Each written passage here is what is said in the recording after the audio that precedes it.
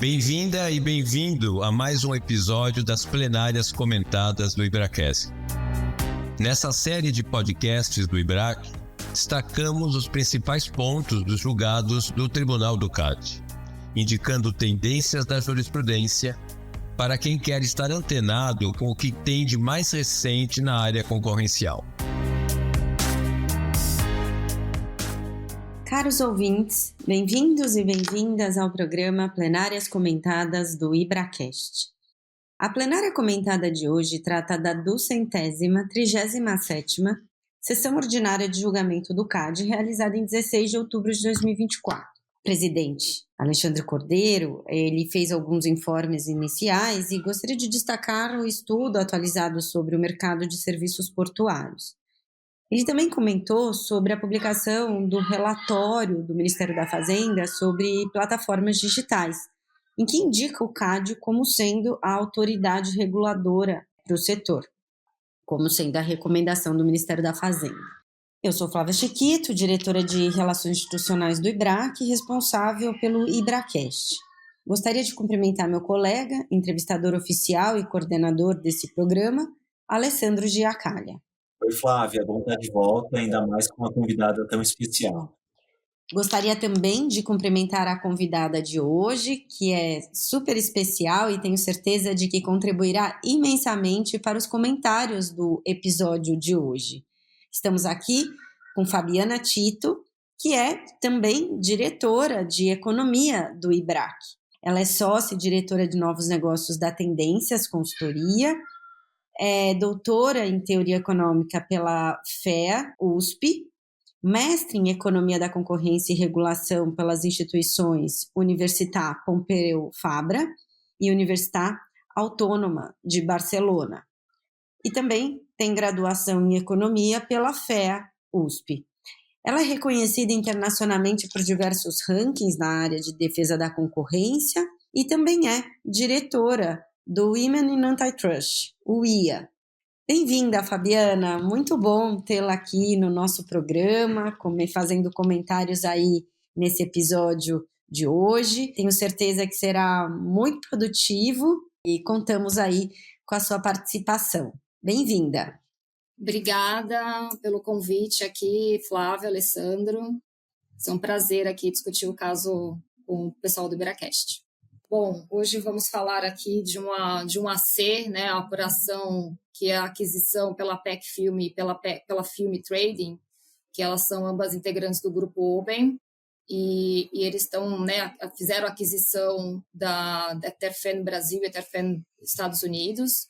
A operação abrange a totalidade das atividades exercidas pela Terfene, que consiste na fabricação e comercialização de filmes BOPET, né? As plantas da Terfene, elas estão situadas ali no Cabo de Santo Agostinho e também em Nova York, mas, de fato, o AC ele envolve a aquisição da linha de produção de filmes BOPET finos no mercado brasileiro, né, pelo Grupo Econômico, que atua em uma plataforma de multipaíses, né? Esse ponto depois vai ser importante para discutir o caso, buscando rivalizar com grandes grupos internacionais que também atuam na produção de filmes flexíveis, né? Esses são filmes basicamente para embalagens. Ele foi um ato de concentração que notificado no CAD em outubro do ano passado, então praticamente aí um ano, né, de análise.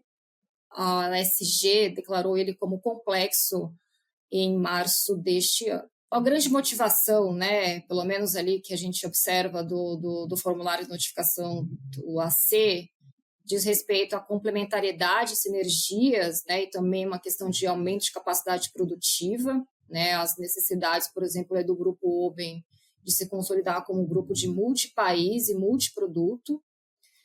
E também tem uma questão aí de ampliação do portfólio de produtos, né, e a escala de produção do grupo Oben. Em especial, que tinha ali a preocupação do aumento de capacidade produtiva na América Latina, né, com a tentativa ali de ter uma maior linha de produção com maior valor agregado. Então, tinha ali uma preocupação até em questão estratégica de concorrência global, que depois, no final, o caso é interessante até um pouco por conta disso, né. Então, em termos de atuação das partes, a Terfene ela dedica-se de forma praticamente exclusiva no desenvolvimento de produção de filmes BOPET finos, né? Eles depois fazem até ali umas discussões de teste de mercado para entender se eles operam ou não no mesmo mercado relevante.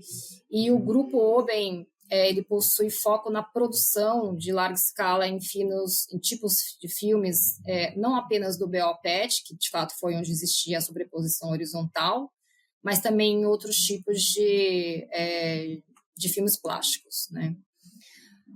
Basicamente, em termos de mercado relevante, né, a SG ela determinou ali por testes de mercado na linha do produto, né, no mercado relevante de produto, pelo lado da oferta, que os testes indicaram que os filmes de BO, PET, finos e espessos, eles são produzidos em linhas produtivas segregadas, ou seja, né, são coisas separadas. Lembrando que ambas as partes aí atuavam apenas em BO, PET finos. E do lado da demanda, né, tinha uma questão de falta de substituibilidade dos filmes BO, PET, ou seja, então eles deixaram, de fato, uma questão de características físico-químicas, mas eles deixaram apenas os produtos ali na linha de mercado relevante apenas para BO, PET finos. Já na consideração geográfica, também ali com relação aos testes de mercados que foram enviados diversos ofícios, né, e também algumas informações que foram apresentadas pelas partes, eles trouxeram 2 cenários, tanto mundial quanto também no cenário nacional, que inclusive foi a análise da operação, né, dentro da SG, ela trouxe ali uma preocupação no mercado nacional de filmes BO-PET finos, quando eles trouxeram inclusive ali as informações, as participações de mercados eram participações de mercados significativas, né, mais ou menos em torno aí de 80% a 90%. Eles fizeram até uma evolução, né, uma análise evolutiva aí dos últimos 5 anos, até observaram que no último ano tinha até reduzido, mas que ainda estava bastante significativo. Depois entraram, né, naquela tríade ali de análise de entrada e rivalidade e importação. No tema de entrada, a SG considerou que ela era intempestiva, porque a entrada de novos players demandava ali um tempo acima de 3 anos, né? E ainda assim teve uma questão, também uma dificuldade, porque é um tipo de indústria capital intensiva, que demanda altos investimentos e custos fixos consideráveis. Então, a ASG trouxe a consideração de que a entrada seria improvável, e, além disso, né, a própria Terfene tinha uma capacidade ociosa bastante alta, que colocava ela, inclusive, né, na avaliação ali de capacidade de atender ali o desvio de demanda que existisse, ela tinha uma capacidade ociosa bastante significativa. Então, as oportunidades de vendas existentes no mercado, elas acabariam não sendo apropriadas, né, por potenciais entrantes. Então, a SG trouxe essa consideração que a entrada não seria uma alternativa. Na rivalidade, também a SG ali concluiu que não tinha condições efetivas de rivalidade no mercado. Trouxeram até uma discussão ali sobre os distribuidores, qual seria o papel dos distribuidores, se exerceriam ou não uma pressão competitiva em relação às partes. Fizeram testes de mercado para entender isso, mas também acabaram descartando. No conceito de importação, que aparentemente as partes trouxeram ali como sendo uma rivalidade forte, né? O ponto central aqui era a existência das medidas antidumping, que foram identificadas como importantes entraves, né, nas compras de produtos, né, dos filmes estrangeiros, de forma que esse fluxo de importação, por mais que ele tivesse aí alternativas, eles acabaram diminuindo ao longo do tempo e também até alguns países cessaram, que colocaram isso, de fato, como sendo um ponto restritivo com relação ao exercício de pressão competitiva das importações, né? Então, eles colocaram, inclusive, que a Terfene, que é uma das partes, como o único fornecedor homologado, enfim, teve uma discussão um pouco ampla aí com relação a isso. E o próprio teste de mercado também trouxe ali algumas dificuldades na substituição por fornecedores, então, por conta disso, a SG acabou refutando ali a alegação de que as requerentes, né, a capacidade desses produtos estrangeiros no conceito mais de importação, eles poderiam disciplinar os preços no Brasil. Então, nessa linha, né, a própria SG ela concluiu que as requerentes possuíam uma vantagem competitiva no mercado brasileiro, né, nesse cenário nacional, porque a Terfênia seria a única fabricante instalada no território nacional que oferecia desde os contatos diretos, serviço de pré-venda, pós-vendas, prazos de entregas menores, custos menores, e também porque a outra parte, que seria a Ubem, também seria a única fabricante, além da Terfênia, localizada na América do Sul. Então, por uma questão até de custo logístico, prazo de entrega, colocaram ali as partes como sendo as únicas opções. Então, né, colocaram ali uma questão de complexidade, solicitaram eficiências por parte das partes, né? Eles colocaram, inclusive, que as eficiências, né, os pareceres ali que foram apresentados, econômicos, não estavam contemplando os requisitos previstos, né, no Guia H. Então, por conta disso, não foi possível chegar numa proposição ali de remédios que pudessem ser considerados, e o caso acabou tornando-se complexo, ele acabou indo para o tribunal. O conselheiro Vitor, que foi o relator, ele recebeu o caso e depois ele até já, logo na sequência, direcionou isso para o departamento econômico, né, para estudos econômicos do CAD, para que ele fizesse avaliações, né? Teve um estudo, uma nota técnica do DE bastante densa ali, tratando sobre as condições de rivalidade, e o próprio conselheiro Vitor, né, ele encaminhou, a despeito de já ter tido ali, pelo menos pelo relato da SG, né, vários testes de mercados, foram encaminhados novos ofícios, em especial para entender melhor o papel dos distribuidores de BO-PET. Foram enviados também para as requerentes e para o DECOM. Por que isso? Né? Acho que começou ali ter uma discussão em relação. O primeiro ponto que eu comentei aqui seria entender de uma forma mais clara o papel dos distribuidores do mercado de filmes de BO-PET finos no Brasil, e também fazer um diálogo ali junto ao DECOM, né, para ter uma visão um pouco mais completa sobre o papel e o peso dessa dinâmica das medidas antidumping, que no final esse foi um tema que acabou salvando aqui um pouco o caso dentro do tribunal, né. Em outubro desse ano, aqui no início do mês, né, o DE apresentou a nota técnica a respeito das condições de rivalidade. Foram feitas diversas análises ali com relação aos produtores, distribuidores, compradores por meio de exames de dados recebidos. Observaram que o elo de distribuição, que é uma elevada concentração e participação conjuntas das requerentes, e as evidências também apontaram que existia uma proximidade entre as requerentes com base nos seus clientes, né? E aí, o que eles fizeram na sequência? Ali, uma análise descritiva das estatísticas de importação, né? Como a importação estava sendo ali um core importante para entender, poxa, né, existe aqui um papel importante de importações que estão fora, mas, ao mesmo tempo, existia ali medidas antidumping que estavam restringindo a entrada até de excesso de oferta que existia fora, né, pelo menos pelos relatos ali que constam nos documentos do CAD. Então, dada essa magnitude das importações, a sua evolução nos últimos anos, né, acho que eles fizeram uma análise, salvo engano, de 10 anos, como é que eram os efeitos dessas medidas antidumping. Tem até ali alguns testes estatísticos de econometria, fizeram até cálculos de elasticidades cruzadas para entender um pouco melhor essa dinâmica. Não vou entrar um pouco nessa discussão, mas o que foi concluído ali é que as importações, de fato, possuem um papel relevante na oferta de filmes PET,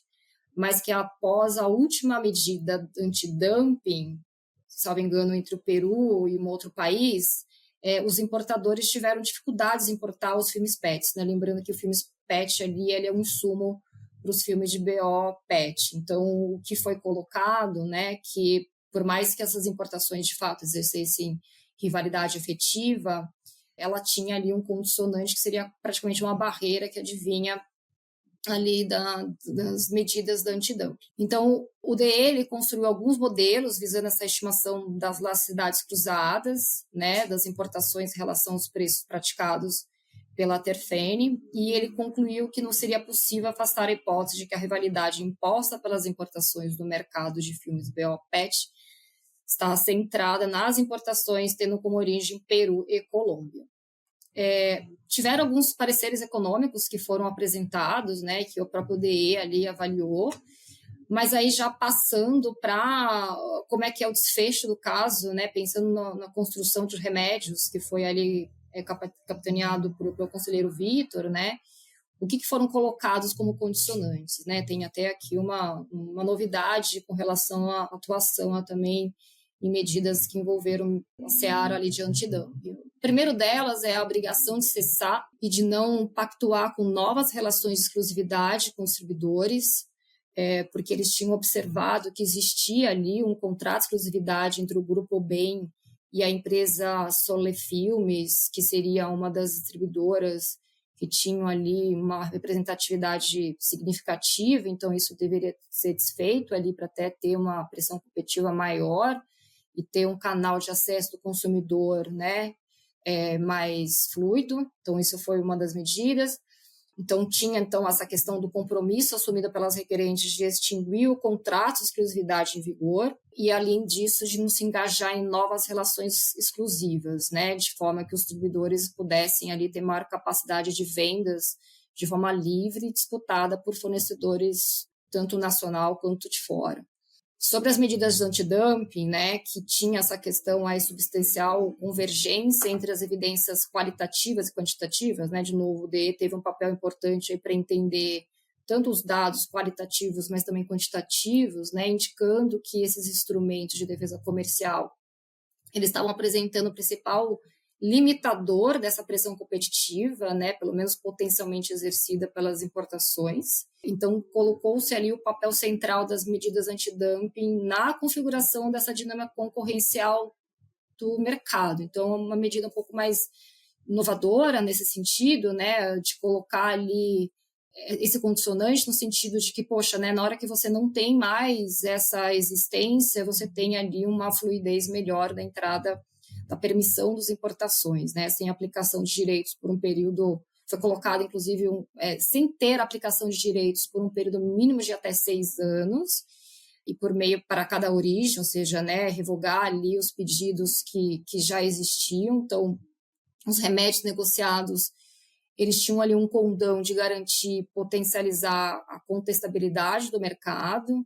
O ponto era incentivar o fluxo de comércio internacional e estimular um pouco essa diversidade da origem de importações de filmes BOPET no Brasil, né?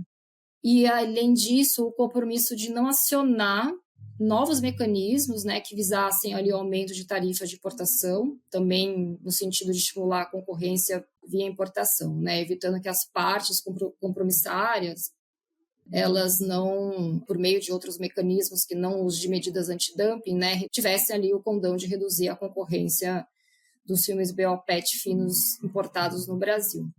O conselheiro traz ali no voto, né, que foram conduzidos diversos diálogos institucionais bastante frutíferos entre o CAD, a DECOM, o SESEX e o MIDIC, e esses diálogos acabaram permitindo que chegasse uma solução única para o caso concreto, né, lembrando que a SG ali não tinha encontrado uma solução que remediasse as preocupações.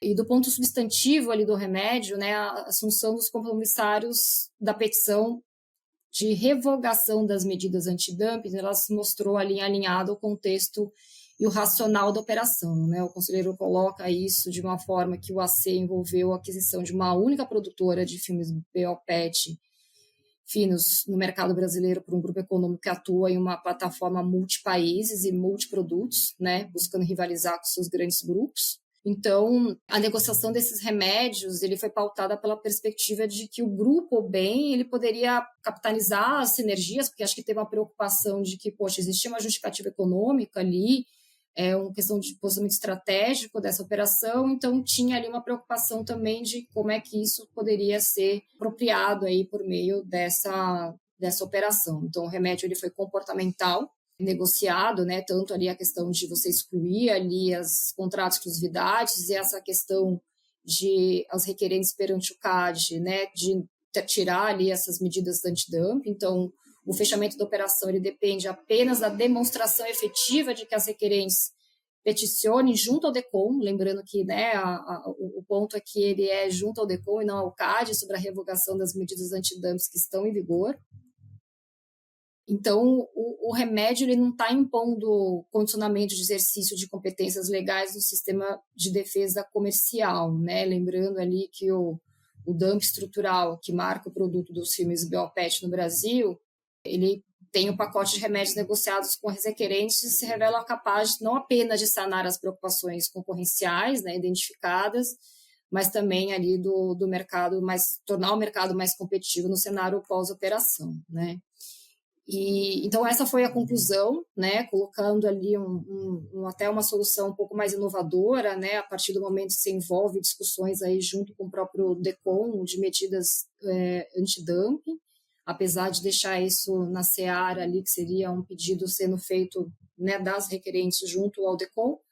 E, na sequência, teve um voto vogal do conselheiro Gustavo, onde ele trouxe exatamente essa preocupação, né, de que a competência ali de revogar ou de fazer a solicitação de medidas antidumping seria do executivo, né, que isso aí deveria ser competência. Ele até faz algumas ressalvas, apesar de acompanhar o voto relator, ele coloca ali algumas ressalvas relativas ali às devidas competências do CAD e do próprio DECOM, mas essas foram as considerações aí relativas ao caso, um caso bem interessante que envolveu ali uma discussão econômica importante e que trouxe aí como remédio um tema bastante interessante aí como remédio, né?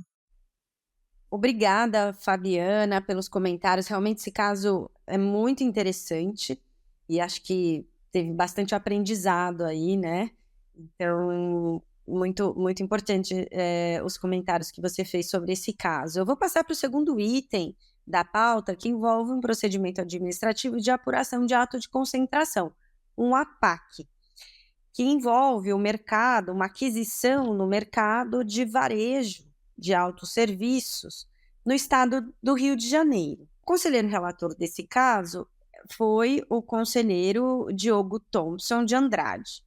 Bom, o conselheiro, ele começa seu voto já sendo bastante expresso na consumação da conduta de gun jumping, né, a consumação antecipada da operação, e o ponto focal desse voto é a questão da dosimetria da sanção aplicada pela prática de gun jumping. Foi aplicada uma pena base de R$60 mil. Em relação às majorantes, é que se deu a discussão mais importante desse caso, que envolve, um primeiro ponto, é que não foi aplicada a majorante de decurso do prazo, porque a legislação, a resolução 24, ela fala que essa majorante ela deve ser aplicada da data da consumação até a notificação do ato de concentração, e no presente caso, a consumação se deu após a notificação do ato de concentração, ou seja, enquanto o caso estava sob análise da Superintendência Geral, portanto, essa majorante não foi aplicada. Sobre a gravidade da conduta também não houve aplicação, porque entendeu-se que essa alíquota seria considerada zero, porque não se trata de uma operação de baixa gravidade, foi analisada e aprovada sem restrições. E em relação à intencionalidade, é que teve aí uma discussão maior, e eu gostaria aqui de ressaltar que é muito louvável os votos do conselheiro Diogo, em que ele faz um levantamento de precedentes do CAD sobre o tema. Então, isso é muito importante, porque a gente está falando de um tribunal em que deve consolidar os seus precedentes. Então, ele vem fazendo isso nos seus votos, e eu acho muito importante e muito interessante também esse levantamento que ele traz. E nesse caso ele fez isso, fazendo uma relação de todos os casos em que foi aplicada essa majorante de intencionalidade, que está prescrita no artigo 21, inciso 2, a linha C da resolução CAD 24 de 2019. E aí, nesse caso, entendeu-se que o teto dela é 0,4% e aqui foi aplicado 0,1%. Em razão de não ter sido constatado o dolo da consumação da operação, né, consumação prévia. Até porque aqui eles entenderam que não teve aqui o fator intencionalidade, né? Eles são primários, eles apresentaram já 13 operações ao CAD, nenhuma foi caracterizada o gun jumping. Então, eles entenderam que não teria aí nenhuma intencionalidade, que se trata, na verdade, de um erro grave, com arrependimento eficaz e não dolo. Então, foi aplicado a alíquota de 0,1%.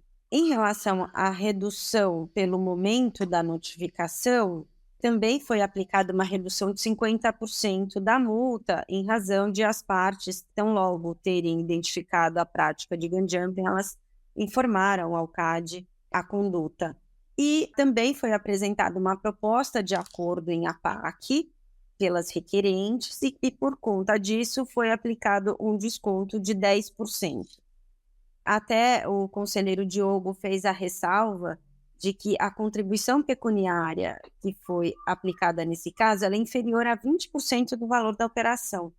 Então, não exigindo, nesse caso, o acionamento daquele mecanismo de teto que foi desenvolvido naquele precedente que foi feito em voto vista em conjunto por ele e pelo conselheiro Levi, em parceria com o conselheiro Levi, que foi no âmbito também de um APAC, e ele entende que, nesse caso, não seria necessário ter acionado aquele teto.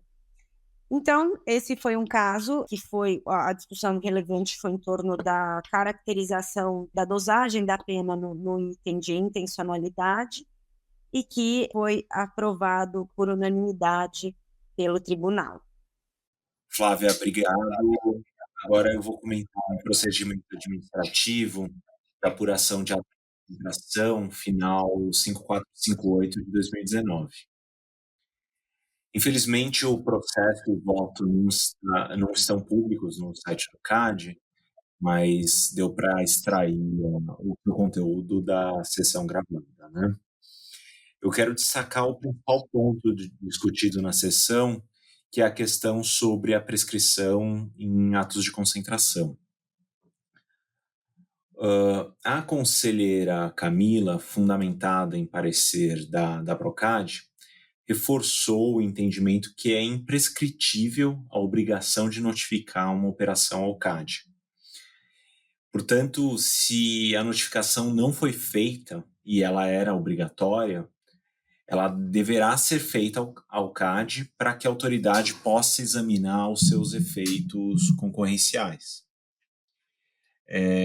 E aí, de outro lado, sobre a multa, se a operação foi realizada sob a égide da Lei 8884 de 94, segundo a conselheira, a aplicação da multa prescreve em 5 anos da sua consumação. Então, enquanto seria imprescritível a necessidade de notificar, prescreve em 5 anos a aplicação da multa. Eu acho que o segundo ponto relevante desse caso é que a conselheira entendeu que a aquisição de direitos e obrigações da concessão para comercialização de veículos e peças seria um ato de concentração notificável ao CAD. Essa decisão amplia bastante o tipo de operações que devem ser notificadas ao CAD e, portanto, é um ponto de atenção aqui para empresas que fizeram esse tipo de operação e que pretendem fazer no futuro, para avaliar se os demais critérios de efeito e faturamento também são atingidos e, portanto, se a operação deveria ou não ser notificada ao CAD. Esses são os dois principais pontos que eu queria mencionar desse APAC. O outro caso que ficou comigo foi a decisão dos embargos de declaração no PA final 4093-2020.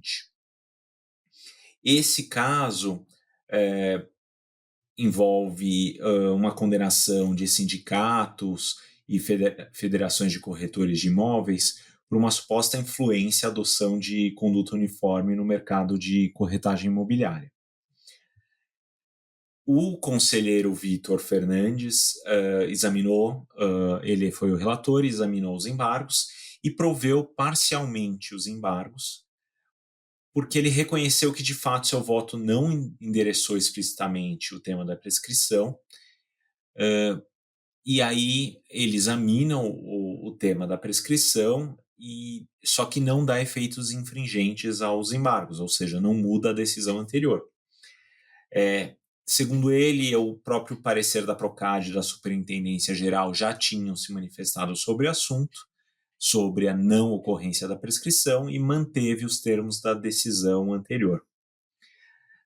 Embora aqui seja simples o tema, o que eu queria ressaltar é um outro tema que foi examinado nos embargos de declaração. Os embargantes, eles pediram uma reavaliação de uma suposta contradição entre a aplicação da multa para alguns dos representados em relação a eles, aos embargantes. Segundo as recorrentes, a pena aplicada a eles de R$85 mil não seria plausível, já que a contribuição paga pelos sindicatos e conselhos profissionais que fizeram acordo com o CAD pagaram uma contribuição menor do que R$3.700. O conselheiro relator rejeitou o argumento por duas razões principais. E eu acho que a primeira é a mais relevante. O conselheiro deixa bem claro que não é possível comparar o valor da multa em condenação com o valor de contribuição em acordo. Ele deixa isso bem claro. São duas coisas distintas e não comparáveis.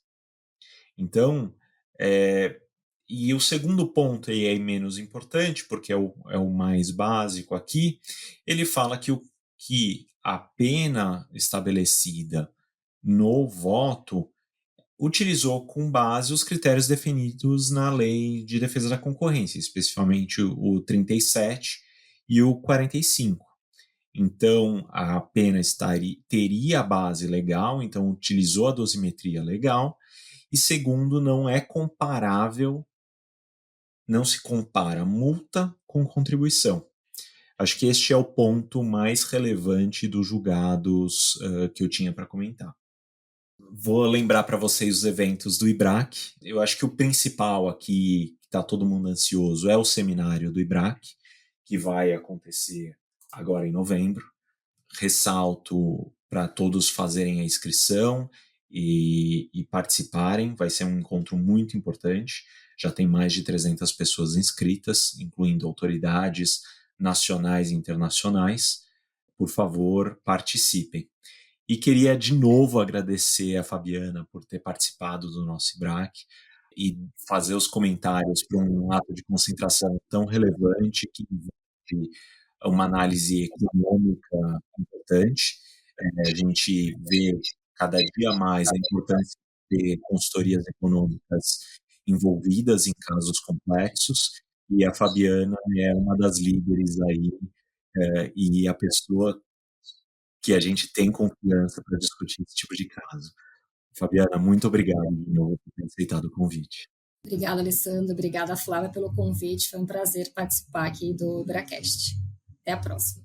Obrigada, Fabiana, pela sua participação. Foi muito bom contar com você aqui em nosso programa e tenho certeza que todos os comentários aqui da nossa plenária de hoje serão muito úteis para os nossos ouvintes.